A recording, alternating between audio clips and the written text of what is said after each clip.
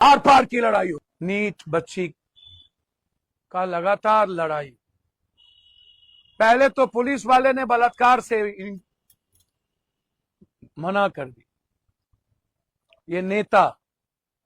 फिर मैं कह रहा हूं सभी नेता को नहीं, 5% नेता हो सकता है अच्छा हो सकता है, मैं मानता नहीं हूं। सबके सब कुकर्मी और पापी हैं, सबके सब चरित्रहीन हैं।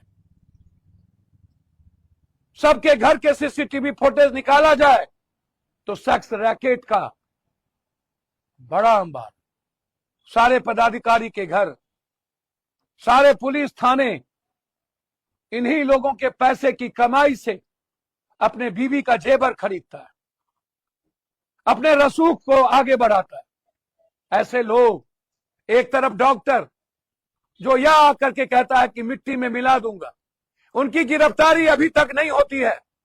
काहे? जिन डॉक्टर ने हमारी बेटी के खरोंच को इंटरनल पार्ट पर उसने कुछ नहीं कहा, पीछे चोट लगी कुछ नहीं कहा, सीने पर खरोचा गया कुछ नहीं कहा, पीठ खरोचा गया कुछ नहीं कहा, पूरी की पूरी नाखून और घुटने छिला गया कुछ नहीं कहा, क्या उस डॉक्टर की गिरफ्तारी नहीं होगी? क्या वो जल्लाद डॉक्टर नहीं है? क्या वो नरभक्षी नहीं है? उसके बाद उस बच्ची के मरने के बाद जब पोस्टमार्टम रिपोर्ट में यह साबित हो गया कि हां बलात्कार हुए हैं, पहले तो आपने नशा की नींद की गोली के बारे में कहा, पहले आपने उस बच्ची की उम्र के बाद जानने के बाद भी आपने पॉस्को एक्ट नहीं लगाया। पप्पू यादव के लड़ने और पॉस्को एक्ट की बात करने के बाद आपने पॉस्को का धारा लगाया, और पॉस्को के धारा लगने के बाद भी आप अभी तक नीलम अग्रवाल के बेटे की गिरफ्तारी नहीं की। आप अभी तक अभिषेक रंजन के बेटे की गिरफ्तारी नहीं की। यह वही अभिषेक रंजन है जो जहानाबाद में जबरदस्ती दूसरों का घर हड़पता है, गोली चलाता है और बच्चियों को छेड़खानी करता है। वो भी सबूत मेरे पास है। ये वही अभिषेक रंजन है जो 4 साल पहले 12,000 रुपया कमाता था, 100 करोड़ का मालिक है। इनके साथ किस किस एमपी का बेटा, कौन कौन मंत्री और एमएलए का बेटा। और ये अभिषेक रंजन कौन है जिसको आज 9 हॉस्टल है, अभी तक उससे पूछताछ नहीं की गई। आप जानिए मैं कहना क्या चाह रहा हूं। 16 लोगों को इन्होंने अभी तक डीएनए लिया है। 16 लोगों में इन्होंने उनके मां का, उनके पिता का, उनके भाई का, उनके मामा का, दोनों मामा सुभाष जिसने 2.5 लाख रुपया प्रभात में दिया, 1.5 लाख रुपया मरने के बाद मेदांता में दिया। उसके बाद उनके रिश्तेदार का, जिन लड़कों ने मदद किया था, सुनिएगा ये बात, उन लड़कों को टॉर्चर किया गया। थाना में 24 घंटा रख के बिजली का करंट लगाने की बात कही गई और उसे टॉर्चर किया गया। तुम एक्सेप्ट कर लो। 2 लड़की प्रभात हॉस्टल की जिन्होंने उस बच्ची की मदद की थी, उसे टॉर्चर किया गया। मात्र 2 लड़की,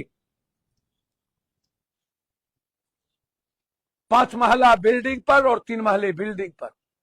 अभिषेक रंजन का बेटा और अभिषेक रंजन नीलम अग्रवाल का बेटा कौन सा सेक्स रैकेट चलाता था?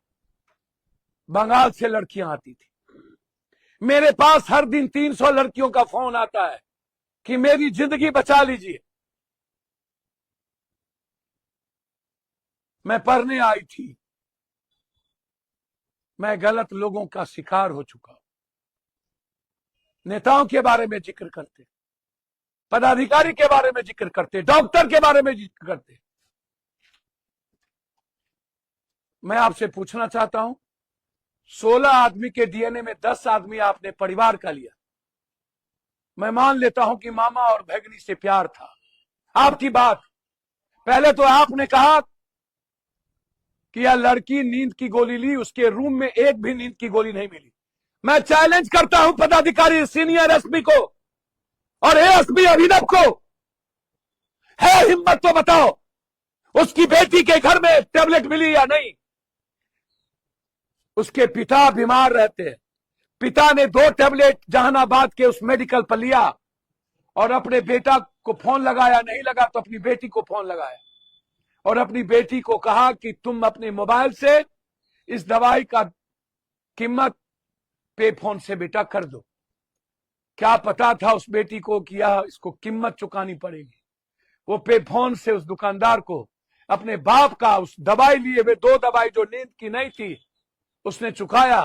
और आपने ना तो उसकी बेटी उस 27 तारीख को उसके दुकान पर गई, ना कभी गई, ना सीसीटीवी फुटेज में निकला, ना उसने नींद की गोली दी। पिता के डॉक्टर के उस प्रिस्क्रिप्शन पर उसने 2 टैबलेट दिया। उसके बाद आपने क्या किया? कुछ नहीं। 12 तारीख तक क्या हुआ? और जब बलात्कार के सिम्टम आ गए, मैं आपसे पूछना चाहता हूं, जब उसके मामा अपनी भैगनी से प्यार ही कर रहा था तो उन्हें बलात्कार करने की जरूरत क्यों पड़ी? उसका भाई की नजर अपनी बहन पे थी। क्या बीतता होगा उसकी मां पे? क्या बीतता होगा उसके भाई और बाप पे? क्या बीतता होगा समाज पे? फिर भी आप चुप हैं। क्या ये आप लोग सब मुर्दे हैं? जिसने मदद की सबका डीएनए पुलिस वाले ने लिया। क्यों? मनीष रंजन के मोबाइल में जिनका लोकेशन था उसका क्यों नहीं लिया गया? पहले यही अभिनव और यही थाना प्रभारी जो महिला के नाम पर कलंक है, चुल्लू भर पानी में डूब के मर जाना चाहिए ऐसी महिलाओं को, जिसने यह कहा कि यह लड़की घंटों बात करती थी। मैं चैलेंज करता हूं पदाधिकारी को, आप भारत दुनिया में आप उसको उसकी मोबाइल के उस पूरा का पूरा निकालिए कॉल डिटेल और दिखाइए 1 घंटा कब बात की है। ये 2 महीना तक उस बच्ची का भोसर नहीं भरता था। 2 महीने तक वो नीट्स में 500 नंबर लाई। वो सारे 600 नंबर ला करके वो अगले बार डॉक्टर बनना चाहती थी। आप झूठ बोलिएगा कि लड़की घंटों बात करती थी। और उसके बाद जब आपके पास इन बद चलन, बद दिमाग, बद चरित्र डॉक्टर, थाना और नेता को बचाने के लिए कुछ नहीं बचा, तो आप उसके भाई और मामा को घसीटने लगे। इतना ज्यादा रिश्ते को कलंकित कर दिया आपने। हे भगवान, कैसे आप लोग जिंदा हैं? कैसे सड़कों पर आंदोलन नहीं हो रहा है? उसका कॉल डिटेल निकालिए। मैं चैलेंज करता हूं। और पॉस्को एक्ट के बाद मुझे सबसे बड़ा आश्चर्य है, बाल संरक्षण और महिला आयोग ने अभी तक नोटिस क्यों नहीं लिया? किसके कहने पर? कौन है इसके पीछे? किसके कहने पर अभिनव ने बचाया? किसके कहने पर थाना प्रभारी ने बचाया? सस्पेंड नहीं होना चाहिए, डिस्चार्ज होना चाहिए और इन डॉक्टर को जेल जाना चाहिए। 10 आदमी, 16 में 10 आदमी, 10 रिश्तेदारों को, परिचित आदमी को, एक जहानाबाद के लड़कों को जो मदद करने आए उसका भी डीएनए ले लिया। एक लड़के मदद करने आए उसको थाना में बैठा के रखा गया और बिजली करंट देने की बात कही गई। बाप रे बाप, इससे बड़ा जुल्म क्या हो? आज भी उसके मामा को टॉर्चर किया गया। परसों रात में 12 बजे जबरदस्ती डीएनए लिए गए। मामा और भैगनी को भी आप नहीं छोड़े, भाई और बहन को भी आप नहीं छोड़े। नेताओं के पदाधिकारी को बचाने के लिए आप पूरी की पूरी धर्म और रिश्ते को ही खत्म कर दिया। मैं बिहार की जनता से आग्रह करना चाहूंगा, लड़िए, लड़िए। किसी की बेटी सुरक्षित नहीं है शहरों में, किसी की बहन सुरक्षित नहीं है शहरों में। जब तक किसी हॉस्टल में सीसीटीवी फुटेज का एक्सेस मां के पास ना हो, आप अपनी बेटी को मत दीजिए वहां। आप देखिए उस हॉस्टल में कोई लड़का किसी का बाप जाता है या नहीं।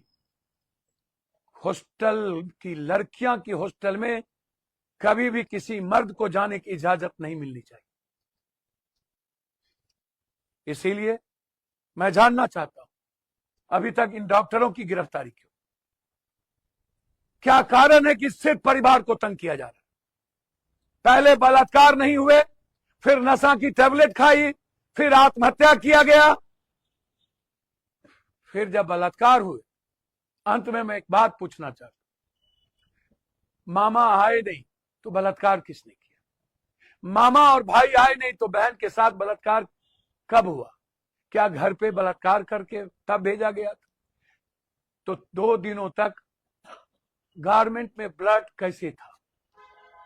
बलात्कार करने की नौबत यदि मामा को आई तो क्या सीसीटीवी फुटेज में वो मामा हॉस्टल में आए? क्या उसका भाई हॉस्टल में आया? 5 तारीख के रात के सुबह में क्या हुआ? न तो घर टूटी न केबाड़ी टूटा। किसने निकाला? कौन ले गया? अभी तक आप बोलते क्यों नहीं है? वहां का वार्डन अभी तक गिरफ्तार क्यों नहीं हुआ? वार्डन के सामने सब कुछ हुआ, गिरफ्तार क्यों नहीं हुआ? दरमान गिरफ्तार क्यों नहीं हुआ? अभिषेक रंजन का बेटा गिरफ्तार क्यों नहीं हुआ? नीलू अग्रवाल का बेटा गिरफ्तार क्यों नहीं हुआ?